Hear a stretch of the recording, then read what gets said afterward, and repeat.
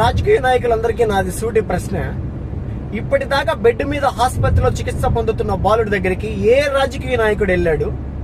సినీ ఇండస్ట్రీకి సంబంధించిన సెలబ్రిటీ, వందల కోట్ల వేల కోట్ల ఉన్న డబ్బున్న వ్యక్తికి మాత్రం ఇంతమంది ట్వీట్లు చేస్తూ ఇంతమంది సంఘీభావం ప్రకటించారే గాని, బెడ్ మీద చికిత్స మొదలుతో తల్లిని కోల్పోయిన బిడ్డకి ఏ రాజకీయ నాయకుడు ఇప్పటిదాకా పరామర్శ ఎందుకు చేయలేదు? మీ కుటుంబానికి తగిలితే ఒక నొప్పి, ఒక్క నైట్ మీరు జైలుకు పోయించడానికి విలువెల్లాడిపోయారు. రేపు ఆ బిడ్డ పరిస్థితి ఏంటి? ఆ బిడ్డకి 25 లక్షలు కాకుండా మీ స్థాయికి ₹1 కోటి కానీ ఇచ్చుంటే ప్రజలందరూ సంతోషపడేవాళ్ళు.